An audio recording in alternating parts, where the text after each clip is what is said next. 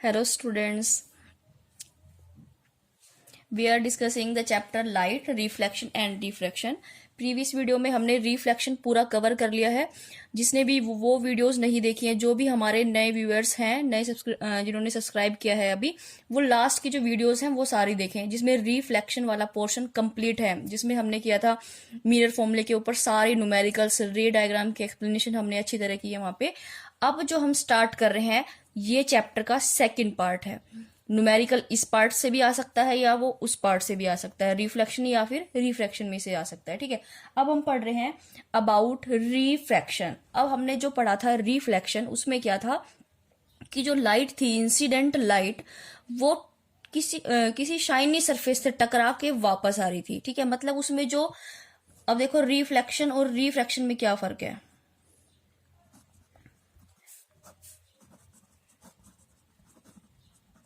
देखो रिफ्लेक्शन में जो मिरर था, मतलब एक साइडेड पॉलिश, ठीक है, टकरा के जो लाइट है वो कैसे जाएगी, वापस जाएगी। लेकिन रिफ्रैक्शन में जो मीडियम, ये होता है कैसा आपका, पॉलिश। ठीक है, लेकिन जो इसमें जो आपका मीडियम होगा वो कैसा होगा, transparent.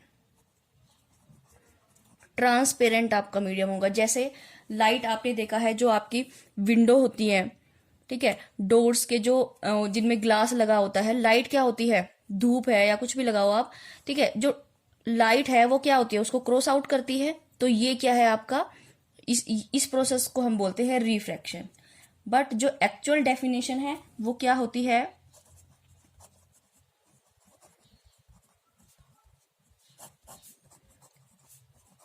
The deviation in the path of light when it travel from one medium to another medium. देखो इसको क्लियर करते हैं क्या है।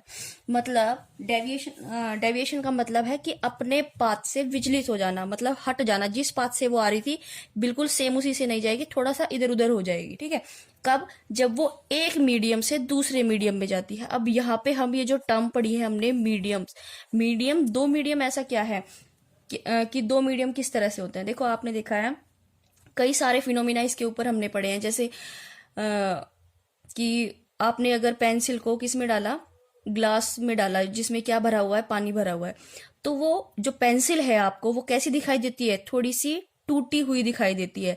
या फिर कोई कॉइन है, ग्लास में है जिसमें पानी भरा हुआ है, तो वो जो एक्चुअल डेप्थ है उसकी, उसमें वो नहीं दिखाई देती है, वो थोड़ा ऊपर ऊपर आके दिखाई देता है। तो ये सब जो फिनोमिना है वो किसकी वजह से होते हैं, ड्यू टू रिफ्रैक्शन की वजह से। ठीक है, इसका क्लियर डायग्राम करेंगे तब आपको समझ में आएगा। अब मीडियम की बात करते हैं। मीडियम यहाँ पे कई सारे होते हैं। देखो एयर मीडियम है, कि एयर से ग्लास में जाए, एयर टू ग्लास में जा सकती है, एयर टू वाटर जा सकती है, एयर टू डायमंड में, या डायमंड का देखा ना कि जो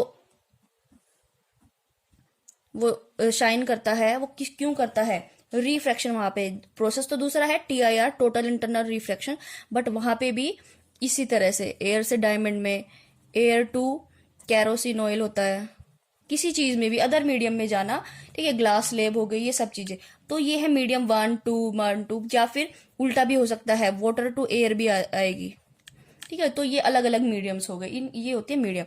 ठीक है, तो जब रे आपकी लाइट एक मीडियम से दूसरे मीडियम में जाएगी तो वहां से वो अपने पाथ से क्या हो जाएगी, deviate. That is called refraction. देखो डायग्राम से हम यहां पे लेते हैं, एक ग्लास स्लेब ली है आपने। ठीक है, अब यहां से इंसिडेंट रे, इंसिडेंट रे आपने फोल्ड कराई ही, एरो है आपकी डायरेक्शन ऑफ रेज को दिखाता है। ठीक है, उसके बाद क्या है, अब आपने एक नॉर्मल ड्रॉ किया। यहाँ पे हम मान लेते हैं ये मीडियम क्या है आपका, 1 है, और ये मीडियम कैसा है आपका, 2। ठीक है, तो अब ये जाना तो ऐसे सीधा चाहिए था, लेकिन नहीं, ये थोड़ा इस तरह से बैंड हो गई है थोड़ी। ठीक है, अब सपोज जो लाइट है इसको क्रॉस आउट, क्योंकि ये पूरा ग्लास मीडियम है, इसको भी क्रॉस आउट करेगी इस तरह से। ये आपने एक नॉर्मल ड्रॉ किया, ये इस तरह से जाएगी, ठीक है। तो अब मीडियम 1 से 2 में जा रही थी और 2 से वापस किस में आ रही है, मीडियम 1 में आ रही है। तो यहां पे भी उसने अपना पाथ चेंज किया और यहां पे भी अपना पाथ चेंज किया। तो ये होता है आपका रिफ्रैक्शन। अब सेम वही प्रोसेस जो आपने लॉ ऑफ रिफ्लेक्शन में पढ़े थे, ये एंगल, ये क्या है आपका नॉर्मल, तो ये एंगल क्या होगा, angle I, the angle incident angle, the angle between incident ray and the normal is called I. ये आपने सब चीजें फर्स्ट वीडियो में सारी आपने क्लियर कर ली थी, ठीक है। अब ये जो है एंगल, ये है आर, इस वहां पे तो वहां पे क्या था, एंगल ऑफ रिफ्लेक्शन, लेकिन यहाँ पे क्या है, एंगल ऑफ रिफ्रैक्शन। फिर से ये एंगल सेम उसके जैसा इस एंगल के सेम होगा, या तो आप I2 बोल सकते हो या फिर R ही रहने दो, देन ये अगेन एंगल I2, ठीक है। ये सब चीजें होंगी। तो अब यही ये प्रोसेस आपने पढ़ लिया, रिफ्रैक्शन है, ठीक है। अब हम मीडियम 1 और मीडियम 2 के बारे में आपने क्लियर कर लिया कि मीडियम 1 है, मीडियम 2 है। अब यहाँ पे जो वर्ड आएंगे ये आप एक बार नोट करो। Now we talk about the mediums.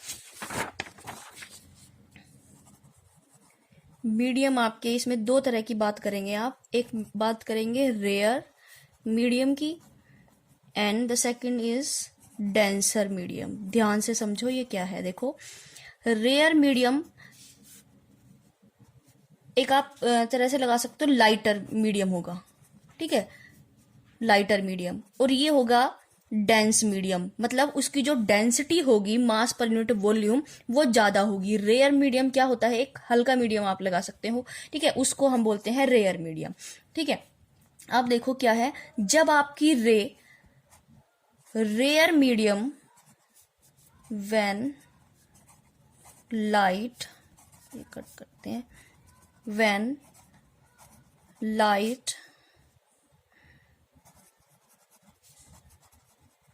passes through from rare medium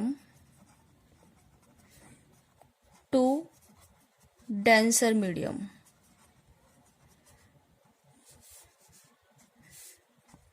it bend toward its normal। लेकिन सेकंड क्या है, अभी समझाती हूँ ये क्या है। when light ट्रेवल, शॉर्ट में लिख देती हूं, denser to rare, it bend away from the normal. देखो क्या है, जब आपकी, जैसे अब रेयर मीडियम की बात की हमने, जो हल्का मीडियम होगा, यहाँ पे जैसे एयर है, मैं सबका रिफ्रैक्टिव इंडेक्स लिख के बताती हूँ कि कौन सा रेयर होता है, कौन सा ज्यादा डेंसर है, ठीक है। मतलब यहाँ पे रेयर है मतलब हल्की बात करते हैं, डेंसर का मतलब थोड़ा थिक मीडियम। अब एयर क्या है, रेयर मीडियम है। अब वाटर है, एयर से क्या है, थिक है, तो ये क्या है, डेंसर मीडियम है। एयर हो गया, ग्लास हो, सॉरी वाटर हो गया, ग्लास हो गया, डायमंड वगैरह, ये सब एयर से क्या है, डेंस मीडियम है, डेंसर मीडियम है, ठीक है। हमने कहा जब आपकी लाइट एयर से किसी मीडियम, डेंसर मीडियम में ट्रेवल करेगी तो वो नॉर्मल की तरफ झुक जाएगी, लेकिन जब डेंसर से रेयर की तरफ जाएगी तो वो क्या हो जाएगी, अवे फ्रॉम द नॉर्मल। अब देखो, जैसे मैंने ये डायग्राम यहाँ पे बनाया था ये डायग्राम नोट करना उनके साथ, डेफिनेशन के साथ। ये क्या है, आपका एयर है, और ये क्या था, आपका ग्लास है। एयर से ये कैसा मीडियम है, यहाँ पे लिखना पड़ेगा आपको रेयर, और ये कैसा है आपका डेंसर मीडियम। एयर से डेंसर गई तो ये नॉर्मल था, तो ये नॉर्मल की तरफ झुकेगी, मतलब इसके पास आ जाएगी, ठीक है। लेकिन जब आपका अब ग्लास से वापस एयर में गई है तो डेंसर से कहाँ पे गई है, आपकी रेयर मीडियम में, तो क्या हो गई, अवे फ्रॉम द नॉर्मल। देखो अवे है, ठीक है, दूर भाग रही है, यहां से इस नॉर्मल से दूर गई है, ठीक है। तो ये दो डेफिनेशन है इसकी तरह से। When light passes through from rare to denser, it bend toward the normal, और डेंसर से रेयर पे जाएगी तो अवे फ्रॉम द नॉर्मल। ये छोटी छोटी बातों को ध्यान में रखना, इनमें से MCQs 1 मार्क्स के क्वेश्चन CBSE पे बहुत पूछे जाते हैं, ठीक है।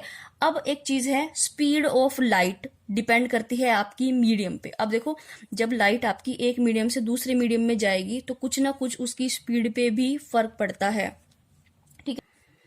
देखो ये बताती हूँ मैं आपको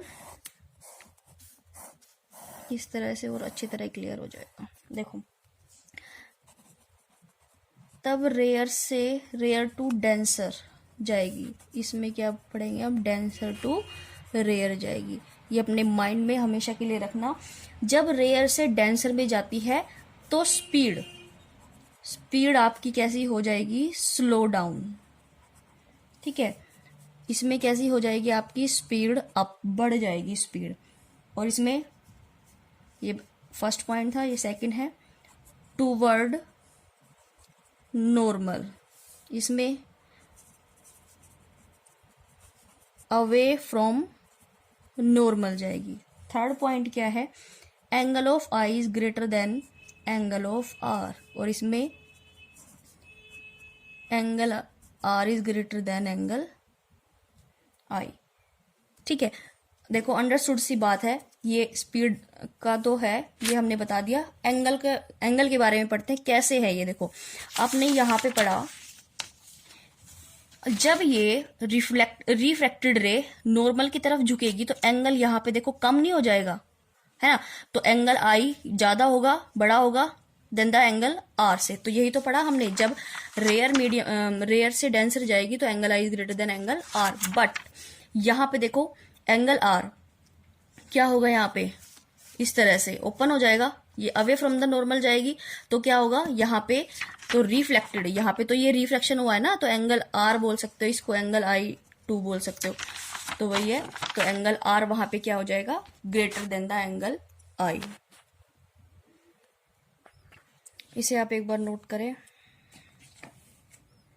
और इन चीजों को, ये छोटी छोटी आज चीजें आपको लग रही है, लेकिन आगे चल के न्यूमेरिकल्स, अभी 2 लॉज ऑफ रिफ्रैक्शन हम पढ़ेंगे, उसमें ये न्यूमेरिकल और ये छोटी छोटी बातें बहुत याद रखने की चीजें हैं। आप अगर 12th में साइंस लेते हैं, 11th में 12th में साइंस लेते हैं, तो ये चीजें, इसकी पूरी यूनिट बनेगी ऑप्टिक्स, ये सारी चीजें वहां पे क्लियर होंगी आपको। ठीक है, तो वहां पे इनकी जरूरत पड़ेगी, तो अच्छी तरह क्लियर करो। Now we will discuss 2 laws of refraction. जैसे हमने 2 लॉज पढ़े थे रिफ्लेक्शन के, नेक्स्ट है आपके 2 लॉज ऑफ रिफ्रैक्शन। जब ये क्वेश्चन आएगा, सपोज 2 मार्क्स के लिए ही आया है, तो आप इसमें क्या क्या डायग्राम मस्ट है आपका, जरूर बनाना पड़ेगा। ठीक है, और डायग्राम्स में लेबलिंग आपको जरूर करनी पड़ेगी। एरोज लगाओ to show the direction of light. ठीक है, ये चीजें बिल्कुल मस्ट हैं, अदरवाइज आपके 0.5 हाफ मार्क्स कट के सारे ही कट हो जाते हैं। ठीक है, तो सबसे पहले जब भी 2 लॉज ऑफ आप रिफ्रैक्शन एक्सप्लेन करेंगे, ऐसे ही रिफ्रैक्शन में उसमें भी आपको डायग्राम बनाना पड़ेगा। ठीक है, इंसिडेंट रे, नॉर्मल ड्रॉ किया टूवर्ड द नॉर्मल, देखा ये कैसा मीडियम था, रेयर मीडियम, ये कैसा मीडियम लिया, डेंसर, और then again rare medium. Light गई, नॉर्मल ड्रॉ किया, then away from the normal. ठीक है, एंगल आई देन आर। ठीक है, अब 2 लॉज। फर्स्ट लॉ आपका क्या कहता है,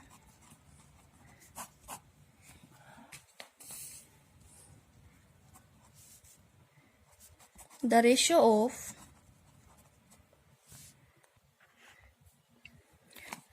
ये मैंने 2 laws, first law and second law दोनों नोट कर लिए हैं, लिख लिए हैं पहले ही, ताकि वीडियो ज्यादा लंबी ना बने। देखो ये जो सेकंड लॉ है, इसे आप क्लियर करो पहले। जो आपने सेकंड लॉ ऑफ रिफ्लेक्शन पढ़ा था, वही सेम है। The incident ray, normal ray and refracted ray at the point of incident lies in the same plane. ये हम पहले डिस्कस कर चुके हैं, तो इसको ज्यादा फोकस नहीं करते हैं। ये आपका मोस्ट इंपॉर्टेंट है, इस पे आएंगे आपके न्यूमेरिकल्स। ठीक है, न्यूमेरिकल के लिए ये काफी इंपॉर्टेंट है। देखो रेशियो ऑफ, ध्यान से समझना, ratio of sine of angle of incident to the sine of angle of refraction is equal to constant. देखो मैथमेटिकली आप इसको कैसे लिखेंगे, यहाँ पे आपको मैथमेटिकली एक्सप्रेशन देना पड़ेगा, ठीक है। इसके बाद मतलब ये मत लिखना, पहले मैथमेटिकली एक्सप्रेशन लिखना जो मैं यहाँ पे एक्सप्लेन कर रही हूँ। देखो, साइन ऑफ रेशो, रेशो हम कैसे लिखते हैं न्यूमिनेटर और डिनोमिनेटर में, sine of angle of incident to the sine of angle of refraction is equal to constant. ये है आपका मैथमेटिकल एक्सप्रेशन, ये है फर्स्ट लॉ का, ठीक है। Sine of angle of incident to the sine of angle of refraction is equal to constant, ये है आपका फर्स्ट लॉ। मैथमेटिकली एक्सप्रेशन भी आपको दिखाना पड़ेगा। अब हम बात करते हैं कांस्टेंट। ये कांस्टेंट क्या है? कांस्टेंट मतलब कोई भी फिक्स वैल्यू। ये कांस्टेंट है यहाँ पे रिफ्रैक्टिव इंडेक्स, बिल्कुल आपके लिए न्यू वर्ड है और बहुत ही ज्यादा ध्यान से पढ़ने की जरूरत है। रिफ्रैक्टिव इंडेक्स,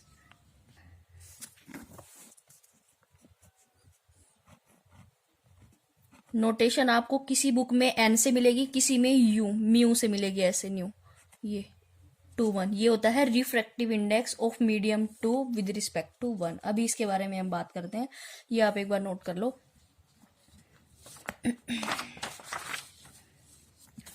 ओके, नेक्स्ट है आपका रिफ्रैक्टिव इंडेक्स। नोटेशन देखो, आपकी नोटेशन भी बहुत ज्यादा इंपॉर्टेंट है। N21, ठीक है। N21 का क्या मतलब है? Refractive index of medium second with respect to medium 1, ठीक है।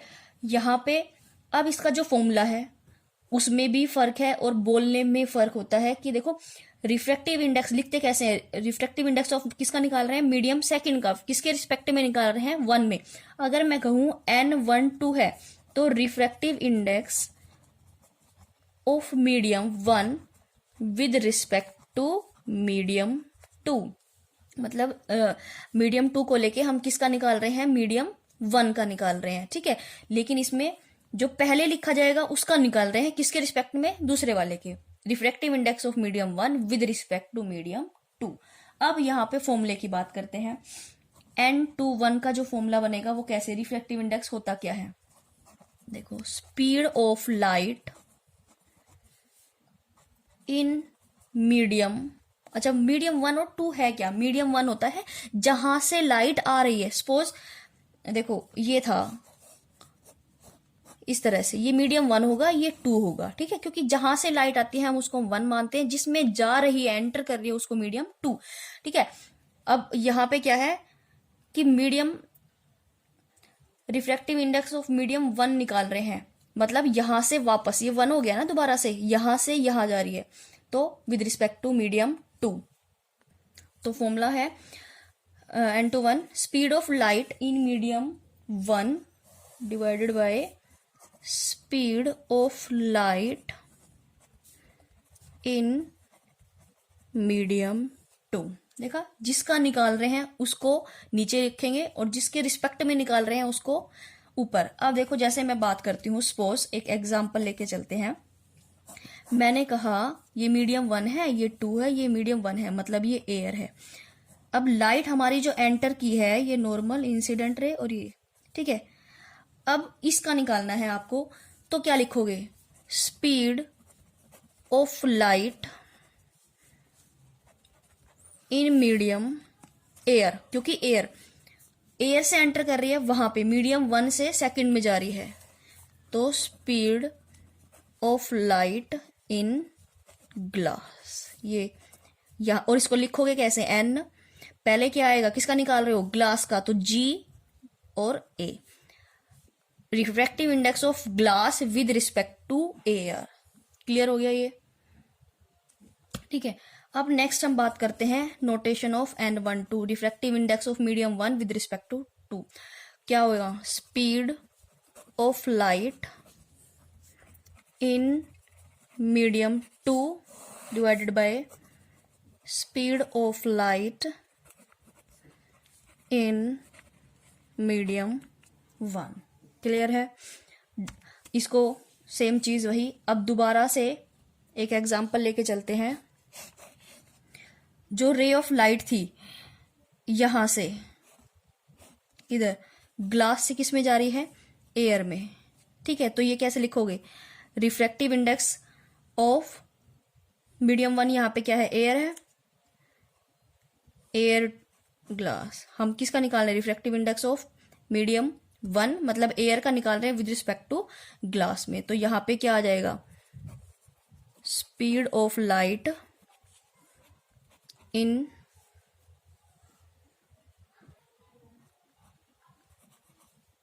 Speed of light in glass divided by speed of light in air. ठीक है, जिसकी भी निकालना है आपको, यहाँ पे एयर का निकालना है तो एयर को बाय में लिखेंगे, और जिसके रिस्पेक्ट में निकालना है उसको ऊपर रखेंगे। बहुत ध्यान से समझना। अगर कोई भी डाउट है तो कमेंट बॉक्स में कमेंट करना। किसी भी सजेशन के लिए रिगार्डिंग वीडियो या रिगार्डिंग आपका कंटेंट टॉपिक जो भी है उसके रिगार्डिंग आप मुझे कमेंट कर सकते हैं। और please like and subscribe more and share more and more, ताकि और बेल आइकन जरूर प्रेस करें, ताकि जो जितनी भी मैं वीडियो डालूं आपको उन सभी का नोटिफिकेशन आपको मिलता रहे। ठीक है, ये सब चीजें नोट करो अच्छी तरह से। अगर कोई भी प्रॉब्लम है तो कमेंट बॉक्स में कमेंट कर देना। अब इसी के बेस पे हम क्या पढ़ेंगे, क्वेश्चंस कि कौन कौन से क्वेश्चन बोर्ड में आपके लिए इंपॉर्टेंट है, मोस्ट इंपॉर्टेंट न्यूमेरिकल्स, इससे कि किस टाइप के न्यूमेरिकल्स आते हैं वो मैं अभी सभी आपको क्लियर करूंगी।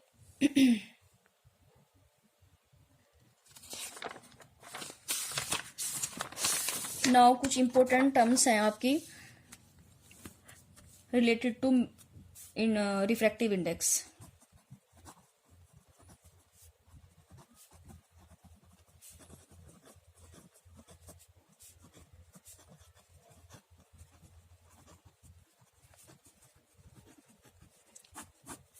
इनको हमेशा अपने माइंड में रखना। देखो, और रटने की जरूरत भी नहीं है, एक मैं टेबल बताऊंगी सबका रिफ्रैक्टिव इंडेक्स क्या क्या होता है अलग अलग।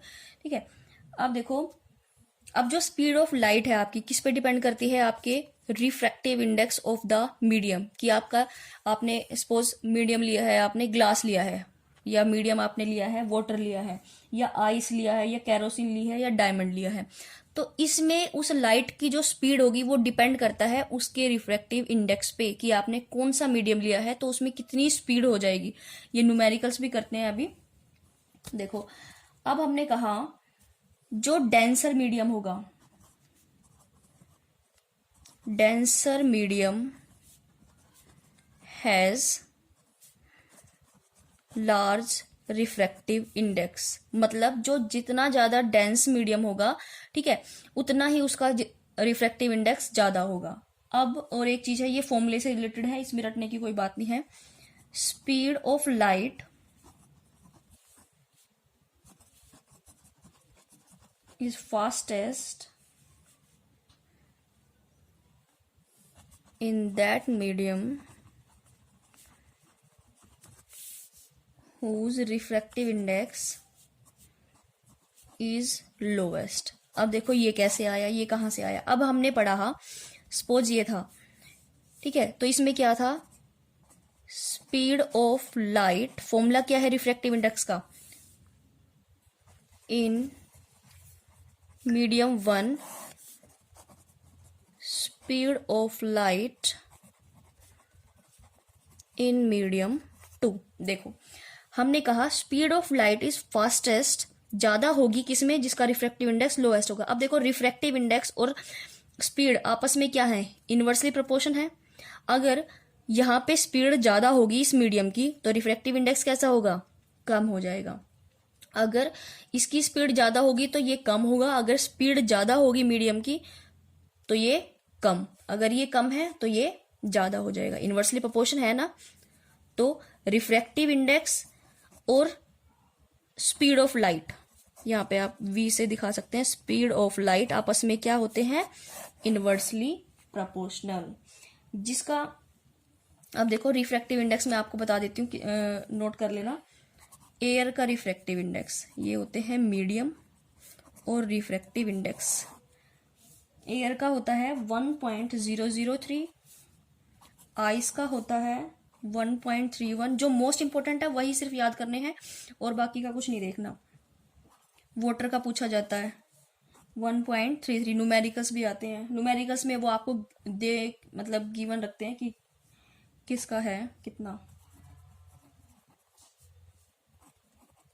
और डायमंड का है, डायमंड के ऊपर एक क्वेश्चन आता है एनसीईआरटी में गिवन है 2.42।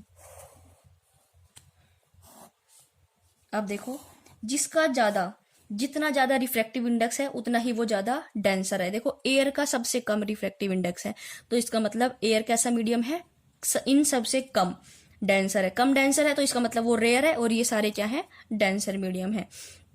मतलब जैसे सपोज इसका कम है, आइस का कम है रिफ्रैक्टिव इंडेक्स और वाटर का ज्यादा है, तो मतलब आइस वाटर के केस में यहाँ पे क्या आएगा, रेयर, और यहाँ पे ये वाटर क्या होगा, डेंसर होगा। क्लियर है।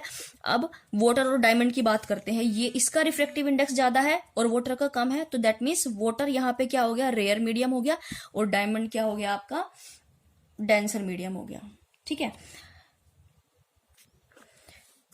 वन मोर थिंग, यूनिट, जब न्यूमेरिकल्स आएंगे तो रिफ्रैक्टिव इंडेक्स की नो यूनिट, कोई भी यूनिट नहीं होगी। क्यों नहीं होगी, देखो वहां पे भी ऊपर भी स्पीड ऑफ लाइट है, नीचे भी स्पीड है, तो यूनिट दोनों स्पीड की क्या होगी, मीटर पर सेकंड डिवाइडेड बाय मीटर पर सेकंड, तो वो आपस में क्या हो जाती है, कैंसिल आउट। सपोज ये है यूनिट क्या होगी स्पीड की, मीटर पर सेकंड डिवाइडेड बाय मीटर पर सेकंड, कैंसिल आउट, तो नो यूनिट, कोई भी यूनिट नहीं होगी। ठीक है, तो ये refractive index is unit less, ये एमसीक्यूज में क्वेश्चन पूछ सकते हैं। ठीक है। नेक्स्ट जो इससे इंपोर्टेंट न्यूमेरिकल्स आते हैं वो मैं अभी आपको क्लियर कर रही हूँ। नेक्स्ट वीडियो में हम इसके न्यूमेरिकल्स करेंगे। मोस्ट इंपोर्टेंट जो सिलेक्टेड न्यूमेरिकल्स हैं जो आपके बोर्ड एग्जाम में आते हैं वो मैं आपको क्लियर कराऊंगी सारे। ठीक है। Hope you like this video. Thanks for watching.